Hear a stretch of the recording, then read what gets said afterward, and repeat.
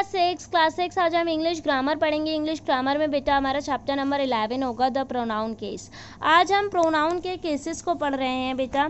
हमने जैसे नाउन के केसेस को पढ़ा था, इसी तरह से हम प्रोनाउन के केसेस को आज पढ़ रहे हैं बेटा। प्रोनाउन के केसेस में जब नाउन एडजेक्टिव को फॉर्म करें हम प्रोनाउन में और वो रिलेशनशिप बता रहा है दूसरे वर्ड के साथ उसी सेंटेंस में, तो वो कहलाता है हमारा केस। जैसे ही टेक्स लंच एट 1 PM, वह 1 बजे लंच लेता है। तो कौन 1 बजे लंच लेता है? वह। तो वह जो हो गया ये हमारा केस बन गया। केस प्रोनाउन की तरह ही इसमें प्रोनाउन में नाउन की तरह ही 3 केस होते हैं। एक नॉमिनेटिव केस होता है, सेकंड ऑब्जेक्टिव और third positive case. Nominative case में सिंपल बातें आ जाती हैं।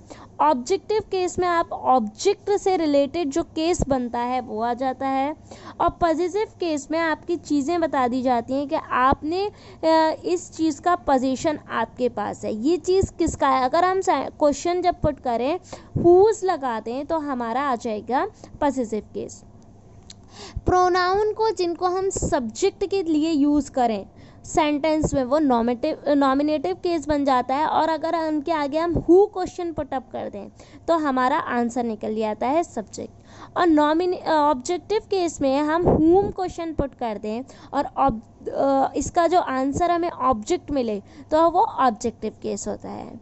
जब हम सेंटेंस में क्वेश्चन पुट कर दें हुज यानी किसका है, तो आंसर जब हमारा निकलेगा वो पॉजिटिव केस में निकलेगा। पोजीशन में हमारे 3 चीज़ों को फॉलो किया जाता है। अगर नॉमिनेटिव में आई है तो ऑब्जेक्टिव में मी हो जाएगा और पॉजिटिव में माइन हो जाएगा। अगर नॉमिनेटिव वी है, ऑब्जेक्टिव अस और पॉजिटिव अवर्स। नॉमिनेटिव यू तो ऑब्जेक्टिव भी यू रहेगा बट पॉजिटिव में ये योर्स हो जाएगा। ही का हिम हिज, शी का हर और हर्स, दे का दैम एंड देयर्स। इसकी एक्सरसाइज पर आते हैं बेटा। एक्सरसाइज कह रही है प्रोनाउन का यूज़ करते हैं हम सब्जेक्ट में एक सेंटेंस में, तो वो कहलाता है हमारा नॉमिनेटिव। किस वर्ड का आंसर हमें क्वेश्चन का डोनेट करता है बेटा? हुज का हमें पोजीशन में शो कर जाएगा। थर्ड है ये ब्यूटीफुल शर्ट जो है ये मुझे बिलोंग करती है, तो इसमें प्रोनाउन मी जो है वो क्या है? पोजीशन शो कर रहा है, इसलिए पॉजिटिव है। नेक्स्ट है dash does her work in the evening, वह अपना वर्क शाम में करता है। तो आप कौन सा प्रोनाउन आप यूज़ करोगे?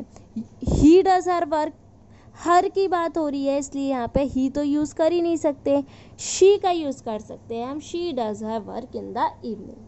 नेक्स्ट हमसे कहा है this book is not dash it is mine, this book is not your, ये आपकी नहीं है, it is mine. Clear? Exercise 2 कह रही है बेटा pick out the pronoun in the following sentences. आपको इस सेंटेंस में से प्रोनाउन का निकालना है।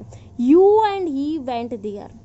अब बताइए इसमें प्रोनाउन कौन सा है? यू भी प्रोनाउन है और ही भी प्रोनाउन है, और उसके केस भी लिखना है। यू जो है वो नॉमिनेटिव है और ही भी हमारा नॉमिनेटिव है। क्लियर? नेक्स्ट है we have deposit our books with him, we और हिम, और दोनों ही हमारे नॉमिनेटिव केस में हैं। क्लियर? इस तरह से इस एक्सरसाइज नंबर 2 को करेंगे। कोई क्वेश्चन हो, क्वेरी हो तो कंसल्ट करेंगे। Thank you class.